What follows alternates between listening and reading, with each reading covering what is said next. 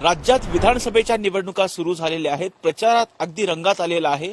आज आपण आहोत सातारा जिल्ह्यातील कराड उत्तर विधानसभा मतदारसंघात.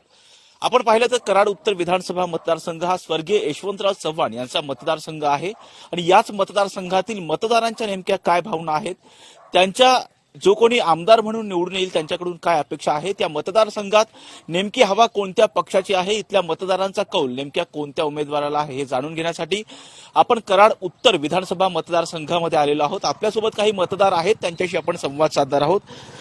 दादा, सध्या या मतदारसंघामध्ये काय समस्या काय आहेत, नागरी समस्या?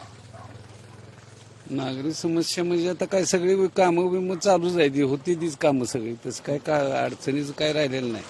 सगळं पाणी बिनी भरपूर आहे आमच्याकडे, सगळं आहे व्यवस्थित. या मतदारसंघाचा विकास झालाय का? विकास झाला आहे भरपूर. सध्या या मतदारसंघात कोणत्या पक्षाची हवा आहे, कोणत्या उमेदवाराला कौल आहे? बाळासाहेब पाटलांची हवा आहे, तुतारीची. का बरं? त्यांनी भरपूर कामं केलेली. त्यांनी 5-6 टर्म बाळासाहेबांनी मिळाले. ते अगोदर त्यांच्या वडिलांनी 2-3-4 टर्म मिळाली. त्यामुळे त्यांच्याकडे भरपूर कामं झालीत. त्यांच्याकडे बरेचशा संस्था आहेत, त्यामुळे त्यांचे म्हणजे ताकद जास्त आहे इकडे. इथल्या पाण्याचा असेल, रस्त्याचा प्रश्न असेल, सगळे प्रश्न सुटलेले आहेत जवळजवळ. म्हणजे तसं कायम रस्ते करत राहील तितकं चालू राहणारच की, पण शक्यतो सगळं झाले व्यवस्थित. लाडकी बहीण योजनेचा काही इथल्या मतदारांवर काही परिणाम पडणार आहे?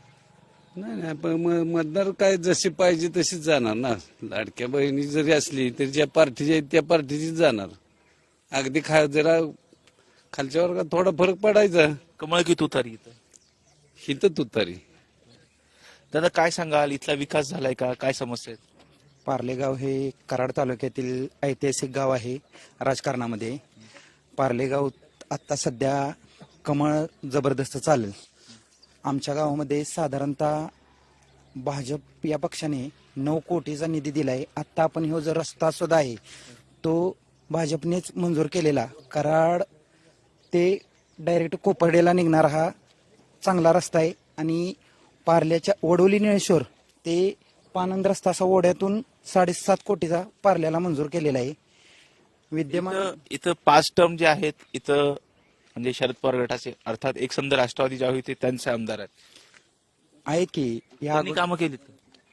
आत्ता या पंचवार्षिक मध्ये आमच्या गावात साहेबांचं एकही काम नाही. या अगोदर त्यांनी पण कामं केलेली आहेत, पण यावेळी त्यांचं ठोस असं कोणतंच काम नाही. भाजपचं काम आहे. आमच्या मनातील उमेदवार मनोजदादा आहे. मनोजदादा ह्या पंचवार्षिकमध्ये बाळासाहेबांची 8 कोटीची कामं आहेत पारलेत आमच्या गावात. विरोधकांनी एखादं काम सांगावं की बाबा 8 कोटी म्हणतात ना, त्यांनी सांगावं ठोसपणे हे काम केलेलं आहे. बोर्ड काय हा करून कोण बी बोर्ड लावल. मतदारांचं आम्ही सांगू शकतो ह्यो रस्ता भाजपने केलेला आहे. तुम्ही सांगा की बाबा काय नाही, हे साहेबांच्या माध्यमातून काम झालेलं आहे.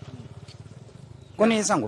दादा, विविध वर्गातील माणसं आहेत. दादा, काय सांगाल, इथं कोणत्या पक्षाची हवा आहे, म्हणजे कोणत्या उमेदवाराला कौल आहे? तसं काय दोन्ही पार्टीचे बरे आहेत, परंतु भाजपची चांगली कामं झाली आहेत आमच्या गावात. इथं राष्ट्रवादीचा आमदार आहे, भाजपच्या उमेदवारांनी कामं म्हणजे कशी केली? भाजपचे जे कार्यकर्ते आहेत त्यांनी सहकार्य करून चांगलं व्यवस्थित गावासाठी बरंच काम चांगले केलेलं आहे. गावाचा भाग झाला, एक मतदारसंघाचा इथला विकास झाला का? पूर्ण कराड उत्तर मतदारसंघ आहे, तिथला विकास झालाय का? बऱ्यापैकी झालेला आहे, तसं काय एवढंही नाही. बऱ्यापैकी झालेलं आहे, बऱ्यापैकी झालेलं आहे. इथं काही लाडकी बहीण योजनेचा काही मतदारांवर परिणाम पडेल असं दिसतं? ते काय आता आपणाला म्हणजे तसं सांगू शकत नाही आपण, परंतु जे त्याच्या मतदाराचा जे तो विचार करूनच मतदान करणार आहे ना. असं प्रत्येक जण प्रत्येकाच्या प्रत्येक जण असं करत. बरं, इथं लाडकी बहीण योजना आहे, त्याचा काही परिणाम पडेल असं वाटतं? काय तसं काय आम्हाला वाटत नाही. आपलं आहे स्थिती बरी आहे. ताई, तुम्ही कुठून आहात? मी पार्ल्यातूनच आहे, पण मी भाजपच्या ह्याच्यातून काम बघितलं आतापर्यंत. भरपूर काम झालेलं आहे. आम्हाला जो 9 कोटीचा रस्ता मंजूर झाला किंवा गावाचे जे आमच्या कायापालट झालेले आहे, खरंच आमच्या गावाला रस्ता नव्हता अगोदर, पण जे 7 कोटी मंजूर होऊन जो चांगला रस्ता झालेला आहे वडून निळेश्वर ते पार्ले, आणि लाडक्या बहीण योजनेचा पण भरपूर जणांनी फायदा घेतलेला आहे. तसंच उज्ज्वला इथले जे होते, इथं जे राष्ट्रवादीचे आमदार होते त्यांनी कामं केलीत काही? नाही, इतकं नाही काम झालेलं त्यांचं. म्हणजे एकंदरीत तुमच्या गावापुरतं नाही, एक मतदारसंघ तुमचा कराड उत्तर मतदारसंघ आहे, त्या मतदारसंघामध्ये कामं झाली? नाही झालेले. माझ्या माहितीप्रमाणे तर नाही झालेली. आम्ही आता भाजपच्या ह्याच्यातून भरपूर काम झालेलं आहे. लोकांना जे काय बांधकाम कामगार योजना असतील, मोती शिबिरे असतील, परत लाडक्या बहीण योजनेचं दिलं, आणखी भरपूर योजना आम्ही दिले. ते इथून राष्ट्रवादीचे जे उमेदवार आहेत ते म्हणतात की या मतदारसंघामधून राष्ट्रवादीचा उमेदवार विजय होणार आहे. असं काय आता चित्र वाटत नाही. कारण काय, ह्या 25 वर्षामध्ये माननीय आमदार साहेबांनी ठोस अशी कोणतेही कामं केली नाहीत. आणि सगळ्यात महत्वाचं म्हणजे त्यांना 4 नंबरचं खातं सहकार खातं होतं, त्यामध्ये तर अजिबात कोणतंही काम त्यांना करता आलं आणि त्यांनी केलेलं नाही. आमच्या गावाचं जर बघितलं तर आमच्या गावात 5 लाखासुद्धा त्यांचा निधी ह्या 2.5 वर्षामध्ये सहकार मंत्र्यांना सुद्धा आलेला नाही. आमच्या भारतीय जनता पार्टीच्या माध्यमातून मान्य जयकुमार गोरे भाऊ, दर्शनदादा कदम, मनोजदादा घोरपडे, रामभाऊ कृष्ण मेहता साहेब आणि सगळे यांच्या माध्यमातून आमच्या गावातील माझ्या सहजे काय माझ्या बरोबर काम करणारे लोक आहेत, मित्रमंडळ आहे, आमची टीम आहे, आमचे सहकारी आहेत, ह्या सर्वांनी मिळून आमच्या गावासाठी भारतीय जनता पार्टीच्या माध्यमातून 9 कोटी रुपयाचा निधी आमचे नेते दैवत जयकुमार गोरे भाऊ यांच्या सहकार्यानं, यांच्या माध्यमातून, धैर्यदादा यांच्या सहकार्यातून, मुदादांच्या सहकार्यातून, रामभाऊ यांच्या सहकार्यातून आम्हाला लाभली आणि आम्ही ती कामं पूर्णतच नेली. गावाला निधी नाही मिळाला, परंतु मतदारसंघाचा विकास झालाय का? म्हणजे इथल्या विद्यमान आमदारांनी मतदारसंघाचा विकास केला. जो निधी ज्या 25 वर्षांमध्ये जेवढा निधी आम्हाला अपेक्षित होता, पण जो निधी आम्हाला आमदार नसताना भारतीय जनता पार्टीनं ज्या वेळेला भारतीय जनता पार्टीचा शिरकाव झाला सातारा जिल्ह्यामध्ये, कराड उत्तरमध्ये, तर कराड उत्तरमध्ये जो 25 वर्षामध्ये 40 वर्षांमध्ये विकास झाला नाही, तो विकास 900 कोटी रुपये देऊन कराड उत्तरमध्ये आमदार नसताना, कोणताही वरची ताकद नसताना, कोणताही आमदार नसताना आमच्या भारतीय जनता पार्टीनं 900 कोटी रुपये आज कराड उत्तरमध्ये एवढा मोठा निधी देण्याचं काम आज आमच्या भारतीय जनता पार्टीने केलं आहे. त्यामुळे आमची भारतीय जनता पार्टी ही कमळ चिन्हाच्या पाठीमागं मान्य मनोजदादा घोरपडे यांच्या पाठीमागं ठामपणे उभे आहे आणि 100% मनोजदादा हे 5 टर्म इथून राष्ट्रवादीचा आमदार का निवडून येतो? कंटिन्युअस 5 टर्म बघितला, या आधी पण त्यांचे वडील असतील. हो आहेत, पण काय आलंय, त्यांचे संस्था आहेत. आजपर्यंत आमच्या विभागाला कोणताही असा विरोधक त्यांना आणि त्यांच्याकडं इतर संस्था आहेत, शैक्षणिक संस्था आहेत, सहकार संस्था आहेत, कारखाना आहेत, त्यांच्या दबाव तंत्राखाली आज ते मतदार काम करत होता. त्यांच्या दबावाखाली आज काम करत होते. राज्यात कोणी येईल वाटतं आता? राज्यात युती शासन येणार, 100% युती शासन येणार. का बरं? युती शासनाचं काम चांगलं आहे, लोकांपर्यंत योजना पुरवल्यात, लोकांना काम दिलंय, निधी दिलाय, भरपूर लोकांना कामं सहकार्य केलं लोकांचं आणि न होणारी काम आज जनतेच होतात. बरं, 2019च्या नंतर जी पक्ष फोडाफोडी झाली, त्यामुळे एक मतदार म्हणून तुम्हाला काय वाटतं? तुम्ही नाही, जे मतदार फोडाफोडीचं राजकारण म्हणण्यापेक्षा जो काय गावच्या शहराचा किंवा ग्रामीण भागाचा विकास होण्यासाठी जे काय त्यांनी पावलं उचलली युती शासनाने किंवा नेत्यांनी, ते गावच्या विकासासाठी किंवा शहरासाठी विकासासाठी योग्य वाटतात का? हो, योग्य वाटतात. म्हणजे फोडाफोडी जी झाली, पक्ष फुटले, महाविकास आघाडीच्या काळामध्ये अशी ठोस कुठली कामं झाली नसल्यामुळं महायुतीच्या माध्यमातून काम होण्यासारखे होते आणि ह्याच्या पाठीमागे कोणताही इतिहास बघा आजपर्यंतचा. जे कामं महाविकास आघाडीमधून झालेली नाहीत ती कामं युती शासनामध्ये भरपूर, जसे काय पाटबंधारे असतील, रस्ते विकास महामंडळ असतील, अनेक काही कामं अशी आहेत की जे महाविकास आघाडीने केले नाहीत ती कामं युती शासन केलेले आतापर्यंत इतिहास आहे. भारतीय जनता पार्टीने युती शासन, शिवसेना यांच्यामधून भरपूर कामं झालेली आहेत. बरं ताई, इथल्या मतदारसंघामध्ये राष्ट्रवादीचा आमदार आहे, एकंदरीत या भागाचा विकास झालाय? आमदार राष्ट्रवादीचा असताना विकास काहीच झालेला नाहीये. म्हणजे जो 2.5 वर्षात आता जो विकास झाला तो अगदी वाखाणण्यासारखा आहे. कारण हा विकास जो आहे तो अगदी केंद्र शासनाच्या, राज्य शासनाच्या माध्यमातून केला गेला. त्यामुळे विकास तर आत्ता झाला. घराणेशाही त्यांची जेवढी चालली 25 वर्षाच्या त्यांच्या राजकीय कारकिर्दीत, त्यांनी म्हणावा असा विकास केला नाही. आणि हे फक्त माझं मत आहे म्हणून नाही. म्हणजे इथं कंटिन्युअस इथं राष्ट्रवादीचा आमदार का निवडून येतो? एक आपण 5 टर्म बघितलं तर हेच आमदार आहे. त्याचं कारण सांगते की यापूर्वी त्यांना टक्कर देणारं तेवढं तसं व्यक्तिमत्व नव्हतं. दुसरा भाग, आमच्या पक्षात प्रत्येक वेळेस 2 नेते उभे राहिले गेले आणि त्यामुळे त्यांना ते पहिल्यापासून म्हणालंय की दोघात तिसरा आला की तिसऱ्याचं सातच, तसा प्रकार कायम झाला. तिसरा एक महत्वाचा भाग असा होता की एक घराणेशाही, सहकार व्यवस्था, त्यांच्या शासकीय ज्या सहकारी यंत्रणा आहेत त्या त्यांच्या आहेत, सोसायटी त्यांच्या आहेत, पूर्वीपासूनच त्यांचं राजकीय हे असल्यामुळं आणि यशवंतरावांनी जे पेरलं ते कापायचा चान्स त्यांना चांगला मिळाला. त्यामुळं तिकडं पहिल्यापासून लोकांचा कल राहिला. आता इथं लाडकी बहीण योजनेचा काही मतदारांवरती प्रभाव पडेल असं वाटतंय? 1001% पडेल.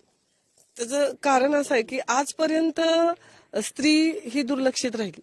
म्हणजे कोणत्याच शासनाच्या योजना खास स्त्रीसाठी कधी आल्या नाहीत. म्हणजे अगदी शौचालय योजना पासूनचा जर विचार केला, सुकन्या योजनेचा विचार केला, बऱ्याचशाच योजना ह्या महायुतीनं स्त्रियांसाठी आणल्या. आणि आताची सगळ्यात चांगली योजना असेल कोणती तर ही लाडकी बहीण योजना. ताई मला सांगा, जे 2019च्या नंतर जे पक्ष फुटले त्यामुळे एक मतदार म्हणून तुम्हाला काय वाटतं, हे योग्य झालं? नाही, काही यानं जर विचार केला याचे दोन हे निघतात की काही अर्थाने विचार केला तर चुकीचं झालं. पण राजकीय दृष्ट्या पक्षश्रेष्ठींनी काहीतरी गोळाबेरीज केली असेल किंवा काहीतरी एक वैचारिक पातळी असेल की त्या लेवलनं जाऊन त्यांनी ते राजकारण केलं गेलेलं आहे. इथं म्हणजे आता राज्यामध्ये काय वाटतं, महायुती महाविकास आघाडी? राज्यामध्ये परत एकदा 100% महायुतीचं सरकार येणार. कारण लोक विकास बघतात आणि विकास झालेला आहे. किती लोक एकत्र येऊन कुणाला बरोबर घेऊन विकास केला हे महत्वाचं नाहीये. विकास झाला, सर्वसामान्य लोकांपर्यंत महायुती पोहोचली, हे जास्त महत्वाचं आहे. आपण बघतोय की आता आपण होतो कराड उत्तर विधानसभा मतदारसंघामध्ये. आपण पाहिलं तर कराड उत्तर विधानसभा मतदारसंघ हा यशवंतराव चव्हाण यांचा मतदारसंघ होता. या येथील जे मतदार आहेत त्यांचा नेमक्या कोणत्या पक्षाला कौल आहे, कोणत्या उमेदवाराला कौल आहे, हे आपण जाणून घेण्याचा प्रयत्न केला. व्हिडिओ जर्नलिस्ट निलेश लोहारसह राजरत्न जोंधे, टॉप न्यूज मराठी, कराड उत्तर, सातारा. 288 जागा, हजारो उमेदवार. सत्तेच्या खुर्चीत कोण बसणार, कोण हरणार, कोण जिंकणार, कुणाच्या बाजूनं कौल लागेल, कोण होणार उद्याचा आमदार, कुणाचा करेक्ट कार्यक्रम होणार, पत्रकारांच्या नजरेतून कोण वरचढ ठरणार, यंदाच्या निवडणुकीत कोण बाजी मारणार. उमेदवार म्हणतायत मीच होणार आमदार. महाराष्ट्राच्या कानाकोपऱ्यातून थेट मतदारसंघातून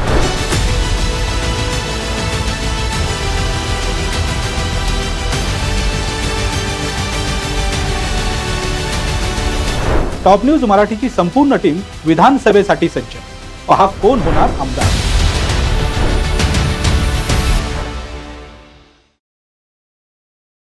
टूर्स अँड ट्रॅव्हल्स विश्वातील एक विश्वसनीय नाव मँगो हॉलिडेज घेऊन आले आहेत धम्माल फॉरेन टूर्स खास तुमच्यासाठी. एक्झॉटिक युरोप 17 रात्री 18 दिवस, साऊथ आफ्रिकन सफारी 9 रात्री 10 दिवस, नॉर्दर्न लाईट्स 8 रात्री 9 दिवस, दुबई अबुधाबी 5 रात्री 6 दिवस, व्हिएतनाम कंबोडिया 8 रात्री 9 दिवस. तर आजच आपली सीट बुक करा आणि आपल्या फॉरेन टूर्स मेमोरेबल करा. मँगो हॉलिडेज म्हणजेच अविस्मरणीय सहलीचा अनुभव. मँगो हॉलिडेज, 4था मजला, स्वोजस कॅपिटल अतिथी रेस्टॉरंटच्या वर, लॉ कॉलेज रस्ता, पुणे 4. संपर्क पुणे 83 839 505 किंवा 80 80 81 74 54. मुंबई 83 839 503 किंवा 96 53 18 74 78. Come on guys, hurry up. अरे सुन ना, एक ब्रेक ले लेते हैं. Guys, I am telling you, तुम लोगों को सही से ट्रैकिंग नहीं आता. But that's okay, you can learn. रोज का ढक्कन देना. ये रेड वाला है, सही वाला देना. अबे ढक्कन, पहले तो सही पानी पीना.